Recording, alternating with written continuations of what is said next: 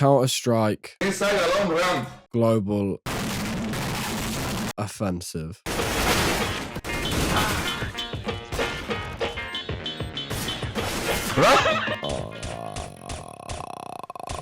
Picture this. You and your boys are finished with playing on your Xbox or PlayStation, or the Soldier Boy handheld. Who wanna play Among Us? We've moved on, soldiers. It's time to try out the £300 Amazon pre-build with the colourful lights. You install this cool little app called Steam and scour the store for hours looking for that brand new shiny game to play, breaking past the barriers of free-to-play games and games you definitely can't show the first 30 seconds of in a YouTube video. How about the fact that I hate my son? Months of searching passes and you finally spot that one game beneath the surface of Nicolas Cage Left 4 Dead mods and FNAF rip-offs. There it is. Team Fortress 2. I beg your pardon. Counter-Strike Global Offensive is one of the biggest FPS shooters of all time, and it's spanning all the way from the franchise's debut in 2000 to 2023 with Counter-Strike number 2, even though it isn't number 2. It's a tactical game, which means if you don't perform up to the basement dweller video game standard, you may be kicked from the game, or sworn at in a different language if you play on European servers. These high stakes add to the immersive experience that Valve has created for its amazing player base, learning the correct callouts on the maps to help your fellow teammates, mastering the art of recoil control where somehow it's beneficial to shoot in a question mark shape like your Paul Dano from the 2022 movie, Literally Me. This is all in your head, you're sick, twisted. How can you say that? But CSGO goes a lot further than just picking up the AK-47 and getting good with it. There's a bigger picture as to why so many people love this game and keep coming back to it, and why certain individuals make tweets calculating the angle in which two logos meet each other to predict when the game will be released. But I'm not talking about that right now, I'm gonna get to that. So before you click off the video like you did last time out, let me give you a little rundown of what's going on here. I'm gonna talk a bit about the game and why I like it, okay? And you're gonna watch it and keep the rotten tomatoes in your hands just for one moment. Then I'm gonna tell you some bad things and other bad things, and you're gonna sit there like a good boy. No Family Guy, no TikTok, okay? Just good old-fashioned YouTube watching, okay? Before awful UI changes and Denzel Curry music kits, there was once a game with a soul and identity with Counter-Strike. A game which was my first taste at taking an FPS shooter seriously at the time, revising my AWP game down mid in the only map that exists in CSGO, Dust 2, along with just having a fun time with my friends as we were all starting to get into PC gaming, which for some might have been the biggest regrets of their lives. Before and way before. I found CSGO in 2015 after watching a FaZe video where they burned through an entire man's yearly salary in just 2 minutes. Oh my god! Oh my god! You shut the hell up! Without much knowledge of Counter-Strike and other FPSs on PC, and with COD not being very successful at the time on Steam, CSGO became a daily routine for me throughout 2015 and 2016. Logging on as soon as I came home from school, queuing up with friends playing gun game, arms race, deathmatch, and obviously competitive. Can't do anything without you guys, you fucking idiot! I don't know whether it was Counter-Strike's longevity, which meant CSGO was so perfect at the time, but there was definitely something about the gameplay itself that just felt so right, which many other CSGO creators share the same sentiment of. Counter-Strike just knew what people were wanting from a tactical shooter game. They may say something a little different now.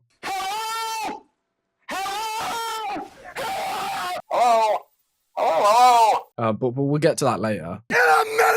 Maps are also just a little too perfect as well. Inferno, Mirage, Cobble, Cache, Overpass, Nuke, and obviously Dust 2. They all became staple to how I enjoy the game, even 8 years on from then. I don't know where you went. Could you please come back? Managing your economy was something I'd never witnessed in a video game before either, and that extra bit of math does go a long way when you try to dodge taxes in the future, which CS made me appreciate more. Many of these core features of CSGO made a hit in my eyes, but for a game to keep you interested for so long, there had to be other playing factors. Sure, gameplay is fun, but it gets dry. The fuck is going on? There was something different that CS provided me with that no other game had at the time, and that was a sense of belonging. I always pride myself on being English, through and throughout. I love the footy, pints, fish and chips, and mass immigration. Wait, who put that there? We can see about 25 people on it. But the only time where I lay down my big fat flag is when I'm playing CSGO. You see, when you're from the UK, you tend to play on European servers because for some reason they don't think you'd find it fun playing with other British people. I wonder why. They ain't getting nowhere near Birmingham, honestly. It's like a fucking Last of Us QZ. Probably one of the most famous things CSGO is known for is its Eastern European community, in which over my years of playing, I've become very accustomed to. I've been called many words in my prime by drunk doomer men who sit down not to fight against their awful government, but in a war on terror. A counter-terrorist versus terror sort of thing.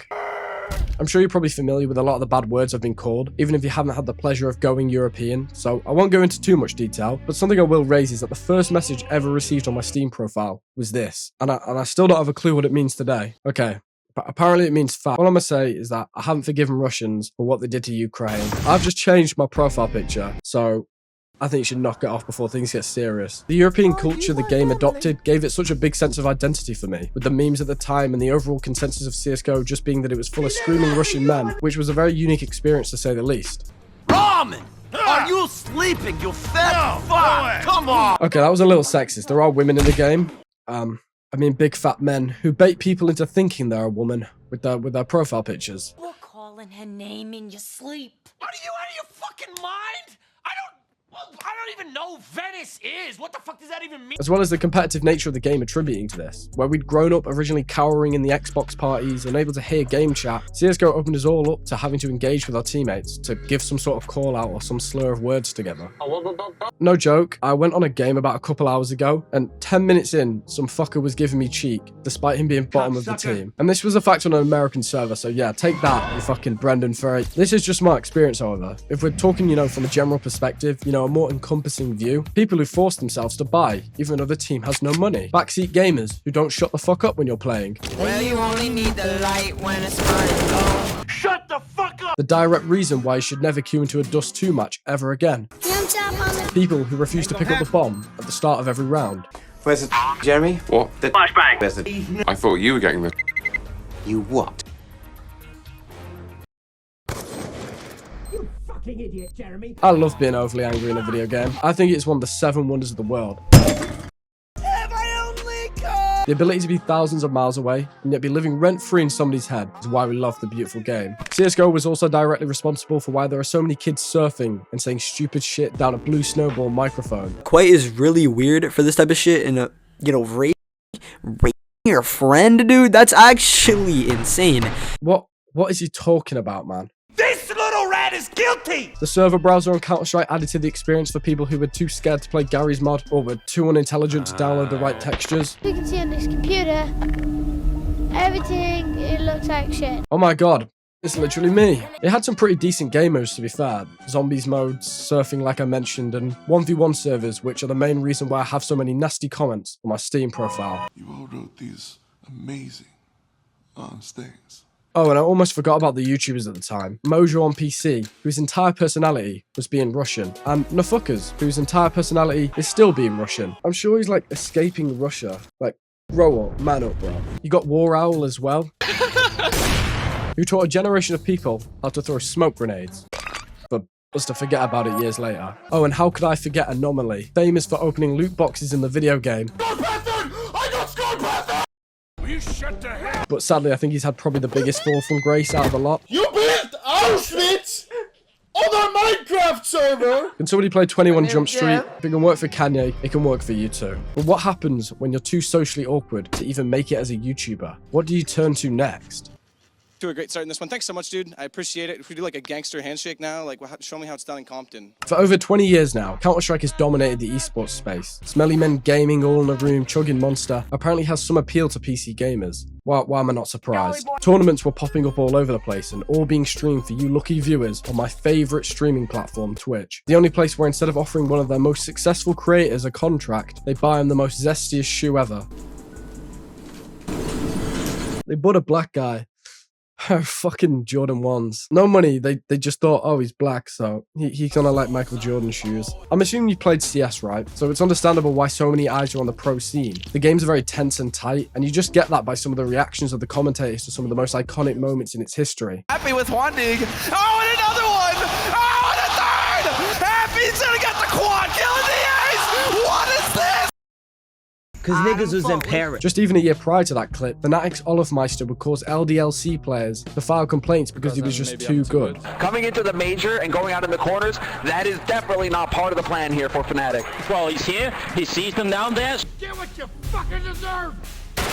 My dad owns Steam, and if you don't give us the win, I'm going to take away your $2 million inventory. This incredible bit of teamwork would actually be their demise, however, leading Fnatic to actually forfeit the game entirely and be knocked out, allowing LDLC to go on and win the whole tournament and the $100,000. There is a happy ending though, because somebody would let him make a parody to his play with Darude Sandstorm, which I don't think you can put a price on, really.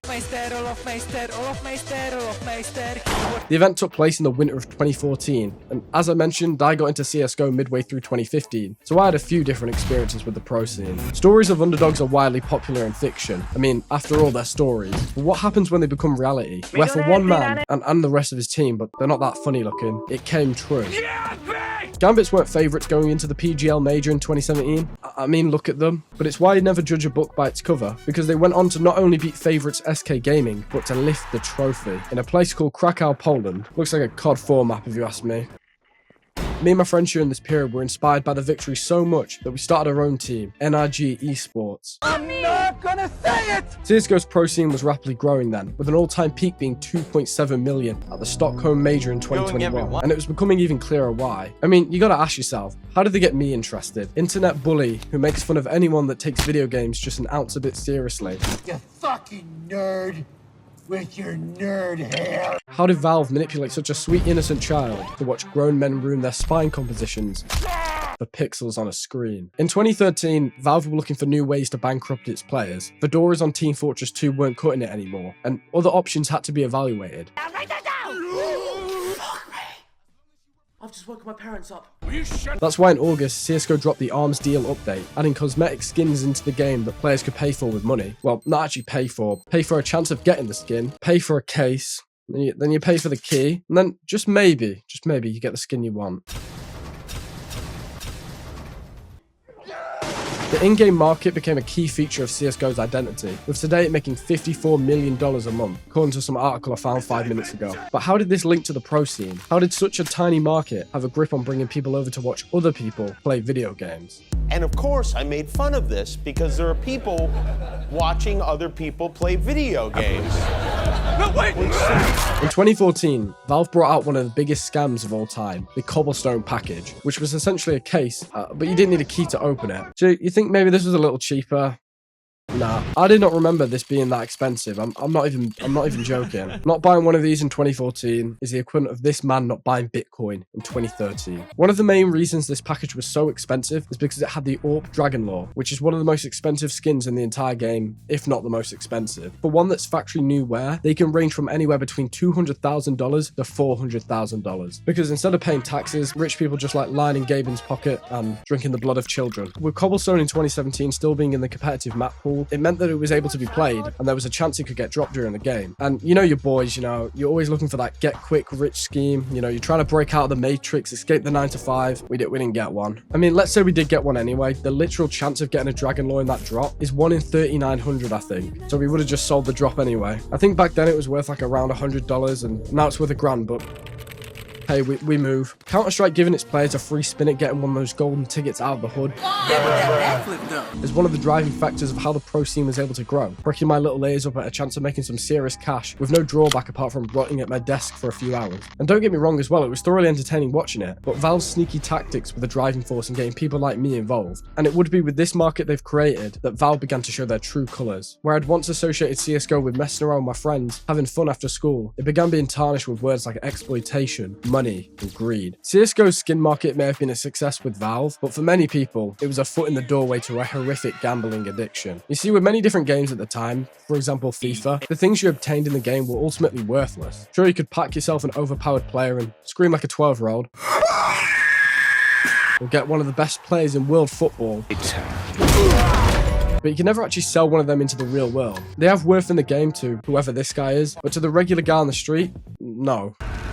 For CSGO, however, these skins could be sold to the community market, the Steam store credit, or traded to third parties for real money, which meant that this could be an investment opportunity for any of those young entrepreneurs who watched The Wolf of Wall Street once. The scene became way more appealing when you could convince yourself that this one case right here, and obviously the key that goes along with it, could lead you to be just as rich as Gabe himself. That's why I watch My Little Pony. Gabe Newell, president of Valve, is a pedo. Some skins were even banned, like this one here, because the person who made it stole it from a Twitter artist. Okay, that is a little bit of misinformation, but it still was banned for being stolen artwork. And Valve's banning of this skin caused the price to skyrocket, resulting in it being one of the most expensive skins in the game. I ain't pronouncing this one, but it's expensive. Not because it was banned, but because people who like kids, I mean anime, little Japanese girls, they thought it was cool. Don't restart, I'll knock you out clean. YouTubers also attributed to this as well, burning through ad revenue in hopes to make the profit back with a banger. Think of Mr. Beast pretending to care about African kids or blind people. You know, you spend the money to make the money. And when you see your favorite content creator coming everywhere because he unboxed what was essentially the equivalent of an NFT bored ape, it does give some level of appeal to it. But no, I actually... My butthole's factory now. And I became a victim of the skin insanity. Today, I'm going to strip a Counter-Strike player of all his flesh. Until I decided to cheat. I mean, until I was wrongly banned for cheating. I was 14 at the time, okay? This is the same age where you think Greasy Virgin saying the N-word was the coolest thing ever. I'm gay. Shut the fuck up. McSkillet had major influence at the time, a martyr for the skin cause, a 700k channel dedicated to not Counter-Strike, but its in-game market, clearly showing that not only to the bling-bling boys of society who stole mommy's credit card, but to the average people that this form of microtransactions was here to stay in CSGO. Unless Valve found out that the skins you bought were obtained illegally, and they stripped them all from your account, leaving you to bleed out on the side of the road. Which actually happened to some people. But that's like anything in life. When money starts being poured into something, there'll always be goblins, thieves, and scavengers trying to take advantage of the system, and that's exactly what happened with CSGO. Bingo! If it wasn't enough just to gamble on the service provided by Valve, third parties took it into their own hands to create their own gambling sites, mirroring the same sort of games of legitimate gambling websites. Oh, look how shiny it is. I'm gonna lose my house. Cancel the flights to Vegas. We don't need to spend money on the roulette table. I can sit at home doing it virtually in my underwear, jacking off and betting away my kid's future. I think the biggest issue that persists today is that the gambling websites are way more profitable than actually gambling in CSGO. The margin for profit is incredibly higher on these sites than actually in the game. So honestly, I'm not surprised why people would blow money on websites like Daddy Skins. 2015 was remembered for many things. Drake creating one of the worst songs of all time. What the I don't want to read that, but that boy, I'm sorry. Jim. And Hillary Clinton whipping and nay-naying with the fish from Nemo. But it was also infamous for having some of the worst behavior I've ever seen conducted on YouTube. FaZe, who had gained popularity through spinning around in circles on Call of Duty, moved on to Counter-Strike now, and with good reason. CSGO was reaching new heights once again, which meant that their channels would have opportunity to grow. Sites like CSGO Double and CSGO Jackpot were attracting attention from pro players like Shroud and Summit 1G. That's how you lose $100,000 in one setting. I'm gonna go throw up now. Be right back. And it looked clear that this gambling content was very entertaining on YouTube. Members of FaZe obviously saw this and thought they'd give it a chance by playing CSGO Wild and showing off how much money they were making. People like FaZe Rain titled videos called $30,000 winning spree, 10 in a row, making it look like a get-rich-quick scheme, and that it was really that easy to make all this money on these sites. FaZe Adapt, another guy who puts my acne to shame, jumped on stating that he'd won $60,000. Now, I won't be a snitch, okay? Gambling is kind of fun. And if that's the content you want to make, that's fine. But there were a few questions raising the legitimacy of these winnings. Come on, Leonardo. No, there's no kids on the stage. Come on. There's no 20-year-old women. Come here, what you got to say?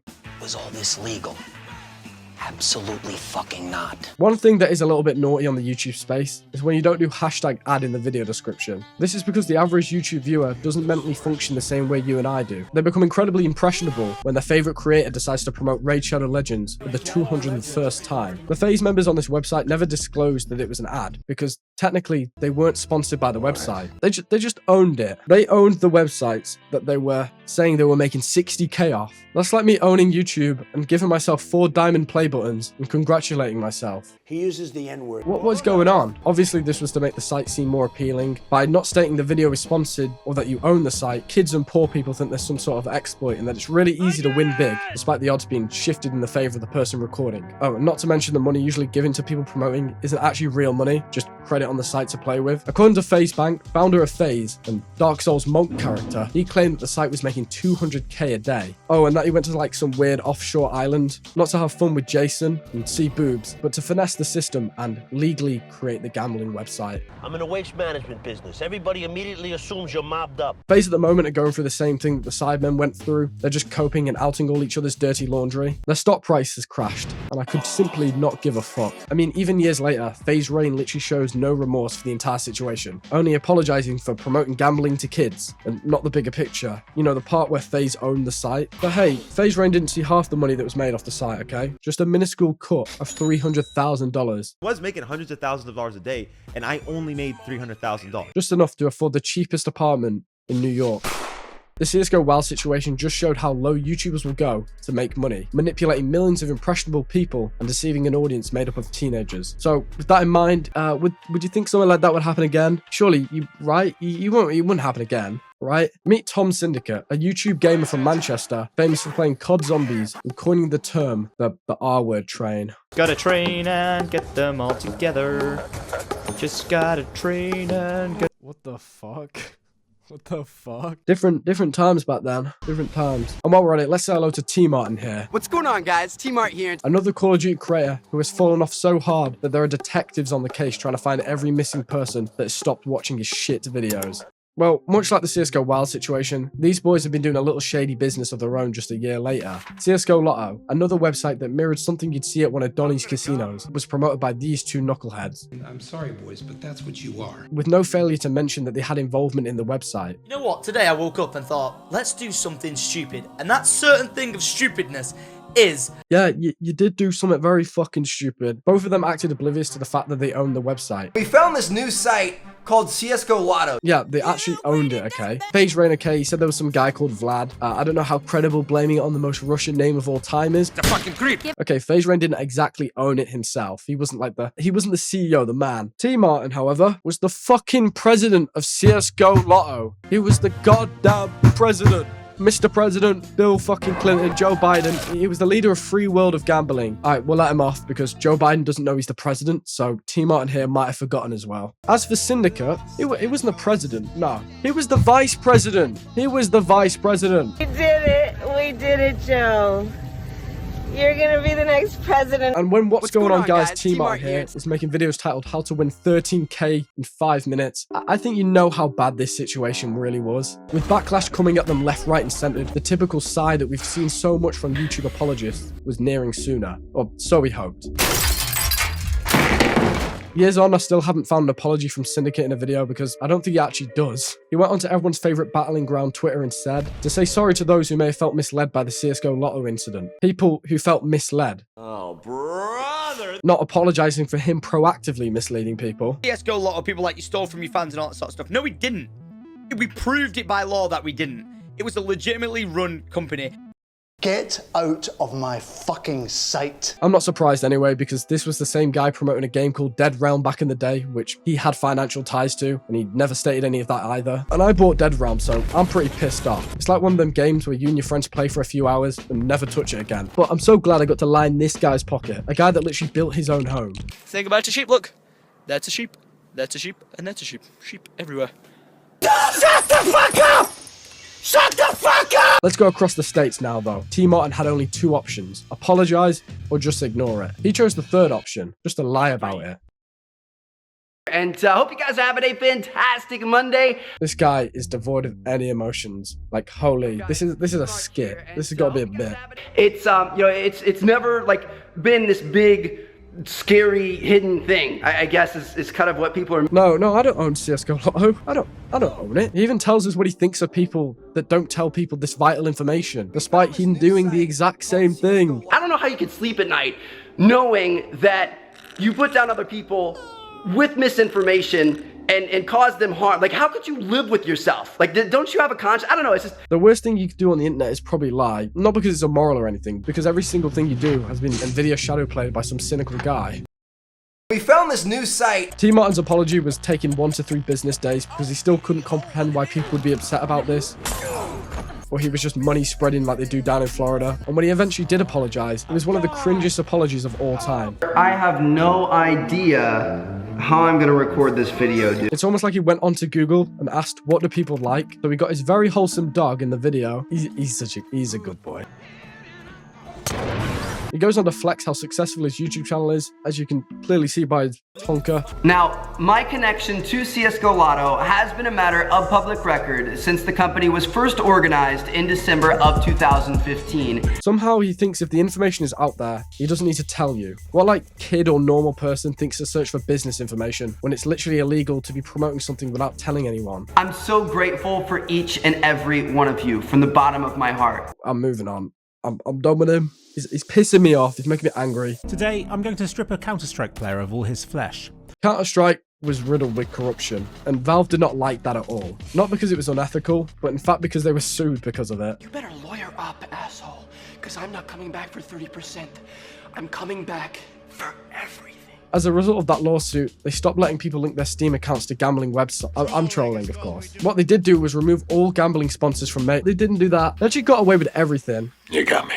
The arbitrators ruled in favor of Valve. The plaintiffs were not able to convince that Valve was the perpetrator of skim gambling websites that used its API, or that it had used deceptive practices to encourage gambling on those sites. But it's right there. It's right there. A 7-day trade ban was introduced on items that people have received in game, meaning players couldn't just unbox a knife on CSGO, then immediately deposit it on a gambling website. So I guess problem solved. Congratulations, Gabe Newell. Valve was directly profiting from this surge in gambling websites. In 2015, the Bloomberg found out that more than 3 million people were wagering $2.3 billion worth of skins on the outcome of esports matches alone. These were the same sites that were sponsoring esports events and becoming an integral part of CSGO's lifestyle. This was also ignoring the fact that Valve received 15% of every skin sold, making it beneficial for skins to be sold and moved across the market. As a result, you saw huge jumps in the prize money available to players, only raising the stakes and bringing more eyes onto the game. At the 2015 DreamHack Major, the prize pool was just $250,000, and just a few months later at the Columbus Major, it would be $1 million. CSGO skin betting had a huge impact on how it was able to solidify itself as one of the most popular games of all time, and Valve had every reason to allow it to continue. Along with the packages I mentioned earlier, sticker capsules were also available during this time that had, shock, stickers in it that just cost a little bit of money. Just a little bit. Up, I have to back up. I need more stickers. Don't have enough stickers. People started bringing their overpriced gaming laptops to the events as well, and opening cases in the crowd. What on earth is going on? You know what I see? Losers. Those silly French people, though, they sadly got a word of this, and Valve was forced to ban cases. Keep the cases, but there's an X-ray scanner now. Essentially, you could see what was in the case before you bought it, but you'd have to buy the case after using the X-ray scanner to do it again. So there was still gambling, just with extra steps. With a booming in-game economy and money being poured into the betting companies, Valve made billions through gambling, and it showed to me how much they did not give a shit about its own fans. So when China was finally allowed CSGO in 2017, along with letting their citizens also watch this YouTube video, not anymore, we were starting to see inventories north of $1 million, inflating skin prices even more. And with all this money being poured into something that wasn't exactly real, things were bound to go wrong, and that's exactly what happened.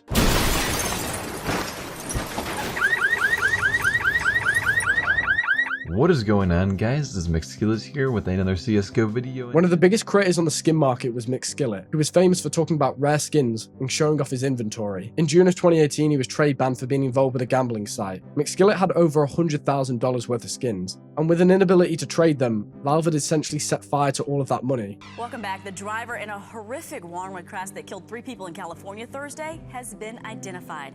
18-year-old Trevor Heitman was behind the wheel of the two... In August of 2018, he would later commit suicide due to a fatal car crash, going 100 miles an hour, injuring 8, and killing a 43-year-old mother and her 12-year-old daughter. In the run-up to this, he had been experiencing a lot of mental health problems that would have only been made worse by losing this amount of money. And it was this horrible incident that displayed to me how dangerous the skin market could be, holding life savings into something that could be just taken away like that. Valve never really gave a shit about how much anyone was losing from people gambling in the game, and I think that's disgusting. Making billions off such loyal fans and continuing to let such a vile form of addiction stamp its mark on the game said everything I needed to know about Valve. That as long as they made money, they could not give two shits who was being hurt in the process. And for the government's regulation on the matter of the moment, they're more interested in harassing this wholesome Chinese man by showing him real edits on TikTok. I mean TikTok. TikTok will. So it was around this time that I began to move on from Counter-Strike. Valve stopped being that good old friend you could trust and more like Evil Corp from Mr. Robot, a company solely interested in making their pockets fatter and your day worse. Over the coming years, Valve would make completely pointless changes to CSGO, which I believe was so unnecessary.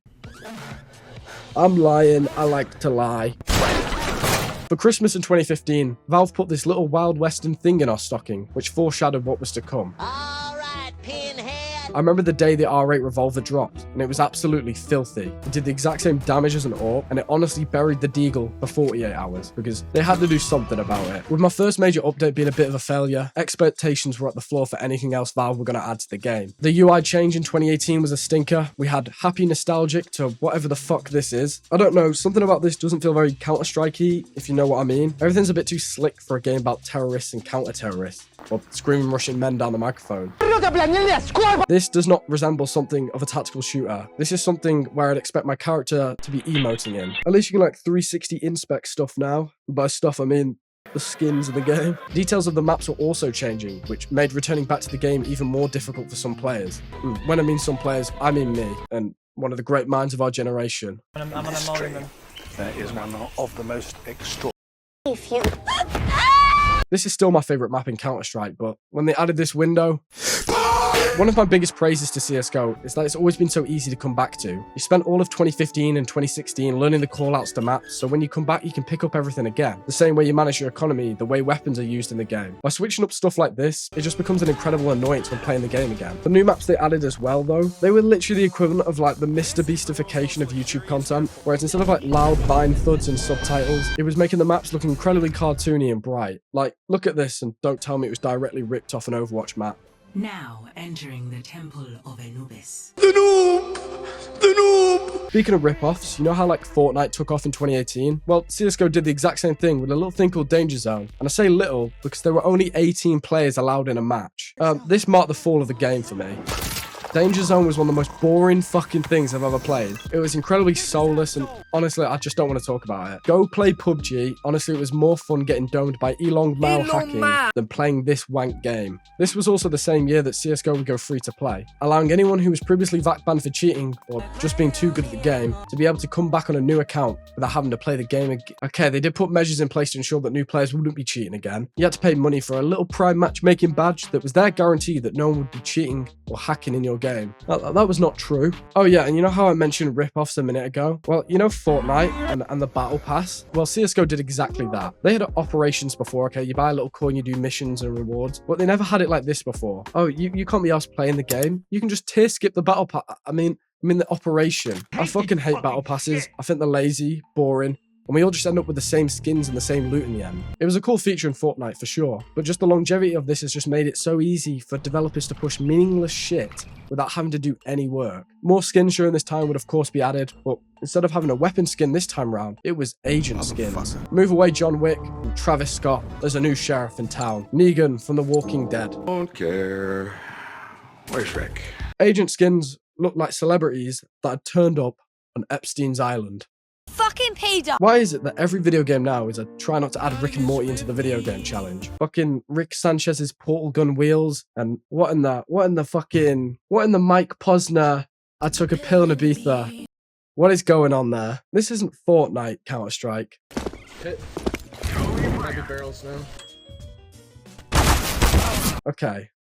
Maybe it is Fortnite now. The character models were now ruining the gameplay, with visibility now being an issue. You might play differently now because you know you can't be seen in these locations, giving players more stress-induced comas than a guy sitting in a corner with an IED on COD Ghosts. Now, although I hated these changes, and maybe some of you guys do, these updates would actually cause CSGO to reach our all-time peak of 800k players, as we hadn't seen new operations for over 2 years at this point. A wave of new content saw new and old players coming into the game, and with a pandemic coming just around the corner, Valve were cashing in the checks. The global pandemic of 2020 was devastating for two reasons. Death and illness plagued our beautiful planet, but also games like Fall Guys and Among Us were popular. Lockdown had us all cramped up in our bedrooms on Zoom meetings, looking incredibly musty and doing a try not to laugh challenge when your teacher turned on his webcam. Now, gamers are not that known for going outside anyway, but the pandemic saw people flock back to play some of their favorite games because you really couldn't do anything else. Sure, you could go to the supermarket and fight waves of white people trying to get toilet roll, but actually fun and rewarding activities, the government were telling us to save lives, protect the NHS. So we did what any sane person would do, spend hours jacking off and playing video games. And for Counter-Strike, they owed everything to that weird bloke that ate a bat. As I said, CSGO's brand new battle pack operation called Shattered Web brought a new peak of 800k players in late 2019. And by the time we were fully into this pandemic, it hit 1.3 million players in April of 2020. And CSGO did not do this by improving the game at all. They literally had to do nothing. I mean, in all honesty, make the game worse and they'd still be making a shit ton of money. The pandemic for me was sitting idle all day with nothing to do. And that can be a very very dangerous thing when something like CSGO begins to get popular again. Like Kanye once said, I see good things about him. Not that one. It's hard to be an angel when you're surrounded by demons. And I did succumb to a little bit of gambling. Here's a little touching story for all of you from my past. I must have lost about $1,000 in gambling during this time, and I was only 17. Lost my wife, my kids, and spent most nights getting blacked out, drowning my sorrow in the drunken clam. Did you know that it's illegal to sign up for gambling websites and deposit without any proof of being 18? But somehow these sites can do workarounds because I honestly don't have a clue. I don't know, Jeff. Essentially, some 14-year-old could quite easily just blow all his birthday money on the site, which is exactly what happened to one of my friends in 2016. I mean, even coming back to the game now in 2020, I've done a little bit of gambling, okay? At 4 a.m. I did win though. So I think I might just do it again, just a little bit. Despite losing so much during the pandemic, there was still something special about that time. All my friends back together again, playing Counter-Strike one last time before we moved on and went to university. Cocaine, Mark. Cocaine. It was really that last memory I have of everyone hanging out together, even if it was remotely on a video game. So with all that being said, if CSGO is really that bad, and they make their game worse, how come we were still playing it? After all, issues like being CSGO'd, a situation where because the game is so outdated, players would miss easy shots, like they were playing Battlefield 2042. I don't feel nothing. Well, this video was originally going to be called The Downfall of CSGO or something like that, but when you look at the stats, it never really did. When it was down for the count, begging for a revive and screaming that it had the ray gun, it always got back up on its own 2 feet. And even with little support for the game and a few UI changes and skin drops and danger zone, players still played the game, which makes it difficult when you're trying to write a video telling people that the game got worse when the data doesn't represent that. Now, I can't speak on behalf of everyone because I did play on European servers, but on my return to playing CSGO again for this video and the hype surrounding CS Source 2, I uncovered some understanding of why people still play the game. I've not played since 2021 properly, and yet within an hour, everything that I remembered about CSGO was somewhat intact. People shouting at each other, screaming random words down the mic. 48 fucking 9! Guys blasting tunes every time a round was won. The game has changed, I know, but some of that old charm is still knocking around if you give it a chance. And this is understood easier when you look at Valorant, a game trying to move into that Rainbow Six Siege Counter-Strike market. After a series of Twitch drops where people were just leaving their streams on overnight in hope of getting the code for Valorant, it finally released in the summer of 2020. And this was meant to be that Counter-Strike killer, a huge team behind it with Riot, who made League of Legends. The expectations were high for this game. Valorant has been a very successful game, but in my opinion, it's only boosted CSGO's credibility. When the game was getting popular, CSGO never fell off, but in fact gained. The real fans of the game didn't like Valorant, and it was clear to see why. The agents in Valorant would create their own balancing issues, along with maps just being so boring, and its community being some of the most degenerate pieces of meat I've ever witnessed. I can't stop eating! Which way, Western man? Femboy E-Data Valorant player. For every kill you get, I'll give you an ooh. Alright, bet. Or disgustingly homophobic Slavic man. When you see a game trying to go for one of your favorite childhood games' head, you're gonna step in front to take that bullet. Playing Valorant made people realize how good CSGO really was. And for myself, I was able to look past those issues that angered myself and many players. So as we begin to move on from CSGO, say goodbye, and open the door to Counter-Strike 2, there's a great deal of uncertainty about the game. The corrupt market for skins is booming at the moment, causing many people, myself included, to have mental breakdowns. Why are they all expensive all of a sudden? So I think we're a while away from the system being regulated accordingly. As for what I've seen of the game so far, I'm happy that Valve are finally updating CSGO to Source 2, opening up the window for actually enjoyable gameplay and not being CSGO'd for the 20th time. They are letting people actually play the game early, but you have to no-life the game or be a YouTuber. Successful YouTuber. From what I've seen, I'm not too keen on it. I think these animations from the grenades are cool. Get your watermark off there though. But I'm not too sure about this smoke mechanic, okay? Before the smokes were confidently protecting you, or sort of. But in CS2, there's an ability for grenades to disperse the smoke for a while, with also bullets penetrating the smoke, allowing more funny men to buy negevs and spray through it. I'm a guy that doesn't like change. I'm very much the bad graphics equal good, and I get a bit wary when things so core to how the game plays starts to evolve. I mean, if this is how it's going to work, where's the room for MLG 360 ninja diffusers and funny trolling videos? Do this. I love this. Whoa! Are you retarded? The HUD in the game is pretty vile to look at as well, I can't lie. Looks like something that would be in Valorant, along with the map just looking way too colourful for locations that are meant to depict where Osama bin Laden was hiding, or Joe Biden's next drone strike victim. Valve is still showing their incompetence in the year 2023 as well, with fucking wall hacks allowed in the commands of CS2. Wait! No! What is this? I'm cheating!